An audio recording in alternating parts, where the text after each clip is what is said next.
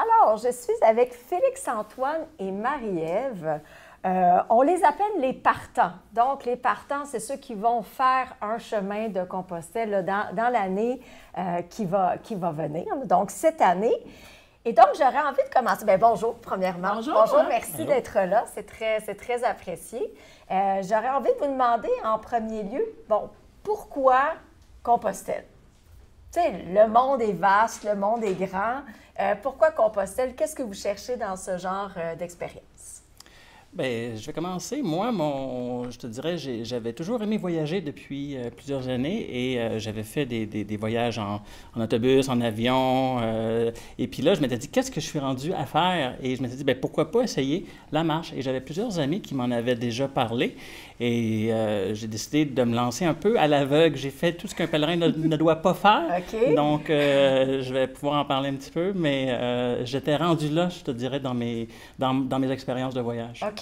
Donc, il y avait déjà beaucoup d'expériences de voyage, donc c'était quelque chose de différent là, que tu n'avais jamais essayé auparavant. C'est ça? Exactement. Okay. Et toi? Moi, j'adore Compostelle. Ben, j'ai décidé de partir sur le chemin de Compostelle pour faire différent que juste se promener en autobus de tourisme. OK.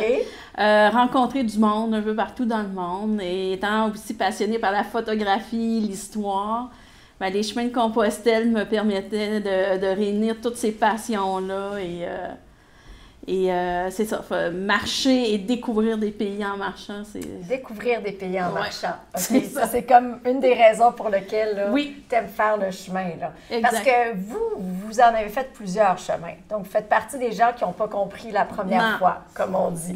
Donc, combien de chemins, Félix-Antoine, toi?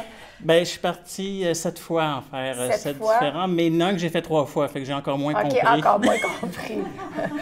Moi aussi, même chose, je comprends pas vite. J'ai beaucoup de difficulté à comprendre c'est quoi Compostelle.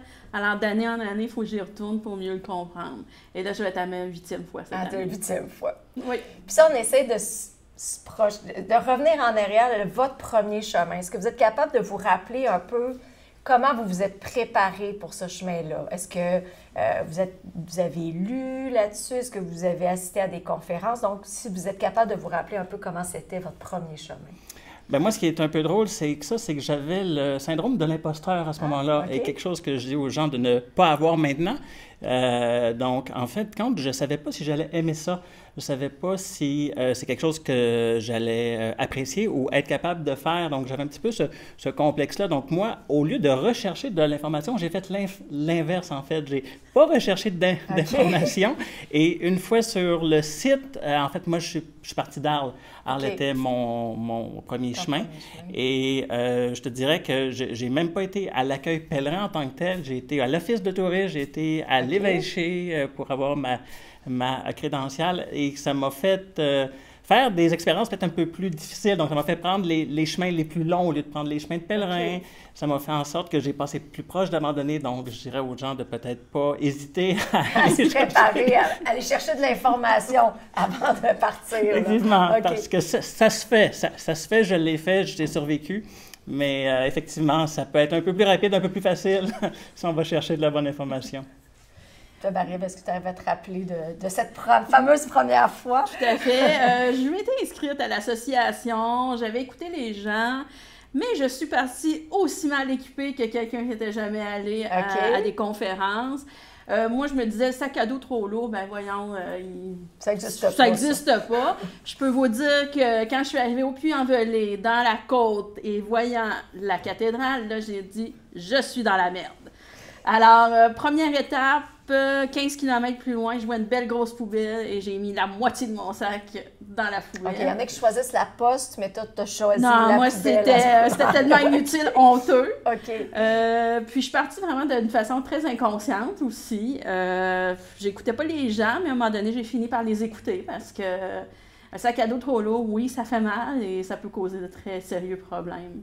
Mais j'ai écouté aussi Marcel Leboeuf qui faisait des conférences, alors ça a aidé, à la préparation. Oui, tout à fait. Puis les gens autour de vous, qu'est-ce qu'ils disent un peu de ça? Est-ce que vos proches vous soutenaient? Est-ce qu'ils regardent encore ça drôles de regards? Comment ça se passe dans vos familles, vos amis?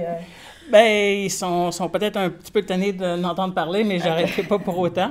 Donc, je n'ai parlé beaucoup pour essayer d'en convaincre certains, peut-être pas forcément de me suivre que d'y aller, mais j'avoue que j'aurais beaucoup aimé ça, partager ça avec eux. Mais en gros, je te dirais que justement, ce complexe de l'importance, ce complexe de je ne sais pas si j'aimerais ça, fait en sorte que, initialement, je pense que je l'avais dit à une personne ou deux. C'était comme un secret. Puis, oui, c'est ça. Fait que je me suis dit, si j'aime pas ça, ben j'irai autre chose, j'irai à la plage, j'irai. Et ça passait proche, mais le chemin a été plus patient avec moi que moi j'ai été patient avec lui. Fait que j'ai toujours eu, en fait, des hasards qui ont fait en sorte que je suis resté et que je suis revenu aussi. OK. Ben moi, autour de moi, ça crée comme le mystère. Pourquoi il retourne-t-elle si souvent? Oui, je suis certaine qu'il y en a qui jugent, qui se disent, ben là, reviens-en, puis passe à autre chose, mais ils ne savent pas de trop quoi, de quoi ils parlent. Hein. Alors, donc, tu n'es pas contagieuse. Les gens ont pas. Ah, je suis contagieuse, oui. Il y en a qui. Oui, c'est la compostellite aiguë qu'on appelle. Mais non, ça crée le mystère. Puis les gens, ben, ils écoutent ce que j'ai à dire. Et puis, voilà. Puis quel conseil vous auriez à donner là, en terminant, peut-être à des gens qui ne l'ont jamais fait? Tu disais tantôt que tu as vécu des épreuves, ou etc. Là, bon, peut-être de partir pas très bien préparé était une première épreuve, mais si vous aviez à donner des conseils là, à des gens là, qui vont le faire pour la première fois. Là. Moi, en tout cas, personnellement, c'est préparez-vous, puis ayez pas un sac à dos trop lourd. Moi, ce que je dirais, le plus important, en fait, c'est d'être bienveillant. D'être bienveillant envers soi, comme on le serait avec un autre pèlerin. Souvent, on a tendance à être sévère envers soi. Si vous avez le goût d'avoir un sac à dos trop lourd, ben c'est assumez-le.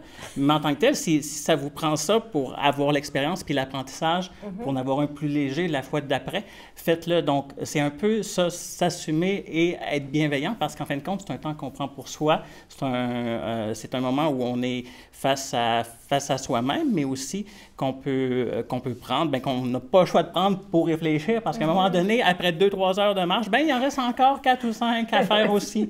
Donc, ça, c'est une journée. J'ai pas envie d'en dormir. Voilà, fois 60, fois 100, fois... Est-ce qu'on sent encore la fébrilité, là, même après 7-8 chemins, là, juste avant de partir? Comment on se sent? C'est la fébrilité parce que ce ne sera jamais le même chemin. C'est toujours des nouveaux chemins.